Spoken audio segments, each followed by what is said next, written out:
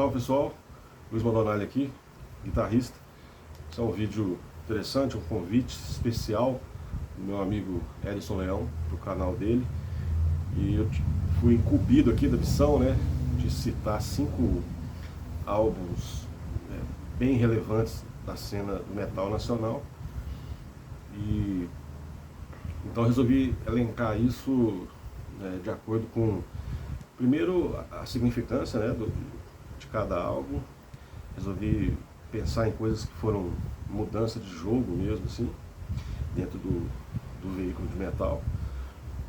E também coisas que tinham uma ligação de adolescência também, né? Eu acho que isso também faz parte demais nessas escolhas. Então, eu acho que algumas coisas também merecem menção honrosa, né? Então, assim, tem nada aqui na ordem, assim, eu só do jeito que as coisas vieram mesmo, assim, né? Então, eu resolvi começar com o Split, do Bestial Devastation, que é o Sepultura com Overdose, né? Isso aí era uma prática comum, né? Essa coisa de você dividir o espaço do disco, né? Para ficar mais barato e tal. Então, eu vou focar mais no Bestial mesmo, assim, que eu acho que Sepultura tem uma relevância gigante, né? Talvez a maior banda do Brasil mesmo. Então, o Bestial é muito interessante. Estamos falando de 1985, a banda ainda absurdamente não profissional, né? Até meio infantilizada, uma série de detalhes, de coisas, desde as letras, né? Você vê a imaturidade em várias coisas assim, mas principalmente a estrutura, né? Mas é um disco feito em 1985, JG e Cogumelo, né? Legal pra caramba. Eu acho que pra época, assim, é um marco monstruoso, porque se você pegar a cena de death metal lá fora, ela ainda, apesar do disco do Possessed ter saído em 85, e eles reivindicarem o termo, né, de death metal, acho que essa coisa ainda não estava estabelecida, assim, né? É mesmo do jeito que o thrash também demorou um pouco, assim, para ser cunhado mesmo, né? Então eu acho que o Bestial, por essas, eu acho que é muito marcante, né? Uma banda completamente inexperiente, né?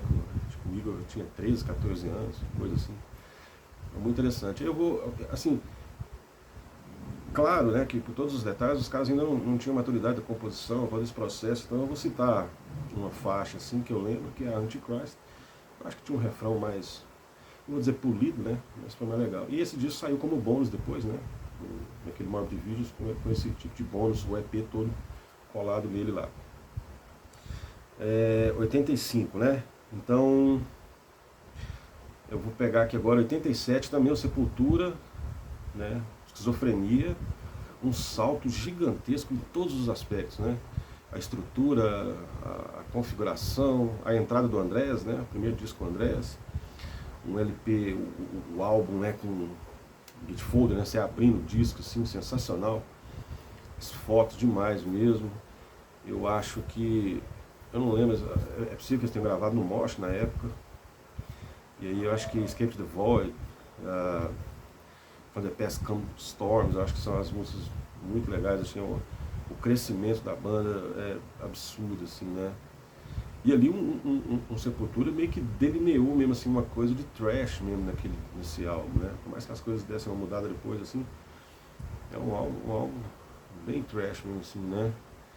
Naqueles moldes ali também de Metallica e Slayer, né? Então lembra que existe o Symphony, assim, né? Tem essa coisa de The Call of Cthulhu, assim, é muito legal mesmo. O André, sem dúvida, né, deu um peso sensacional para a banda. Então, fantástico mesmo. Então, 87 também tem o Inri Sarkov, que eu acho, assim, que foi a primeira coisa, né, realmente chocante, né? Os caras levaram além essa coisa do Corpse Paint, assim, a capa é muito interessante.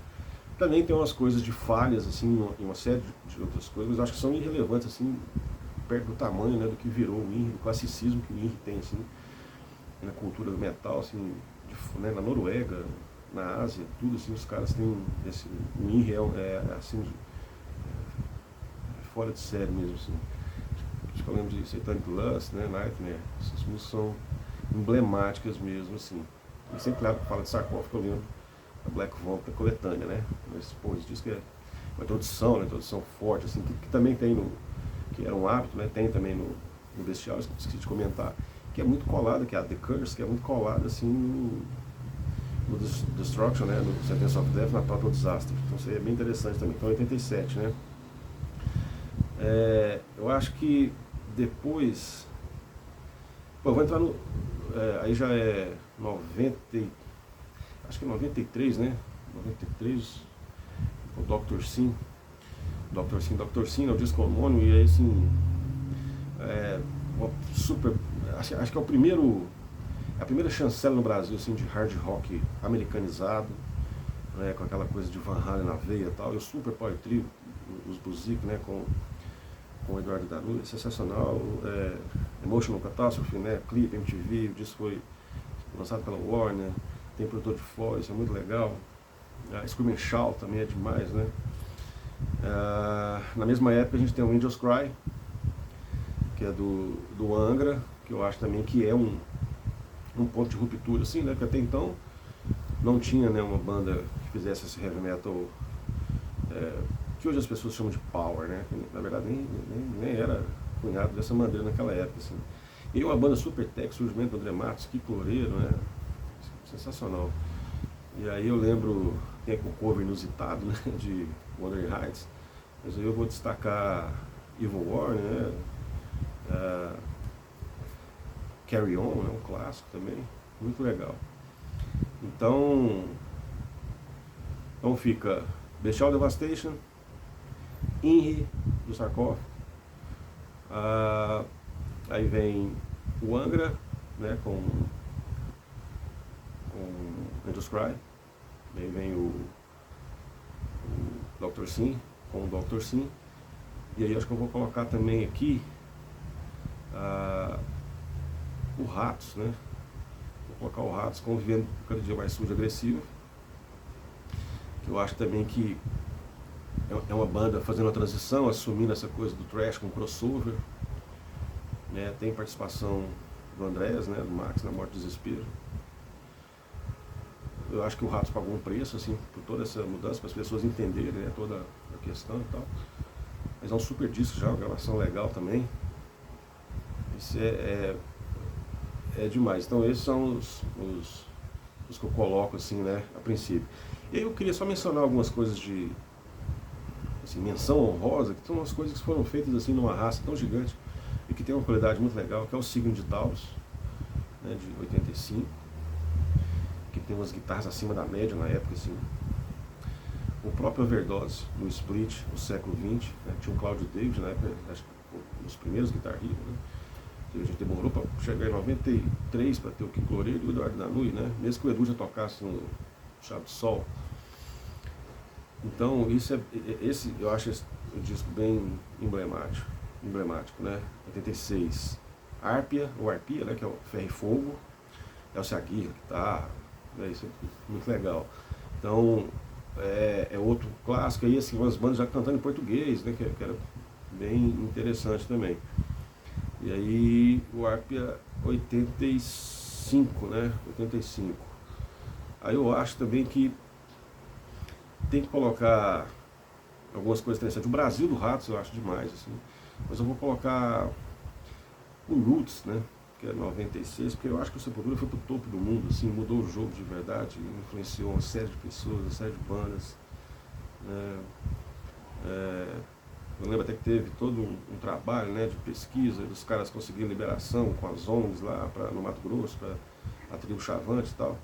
A sacada, assim, para a época foi sensacional, né? Os caras exploraram isso da melhor maneira possível. Então a Sepultura simplesmente conquistou o mundo com isso aí. Isso é um super feito, a gente tem que ficar muito orgulhosos disso aí. Então, provavelmente deve ter esquecido alguma coisa assim, porque essas coisas vêm e vão na cabeça, né? Eu coloquei algumas coisas que eu ouvi bastante, assim, que fizeram parte do meu cotidiano como adolescente, ouvindo essa coisa do metal nacional. Beleza? Espero que você goste. Um prazer poder participar. É isso aí. Até mais.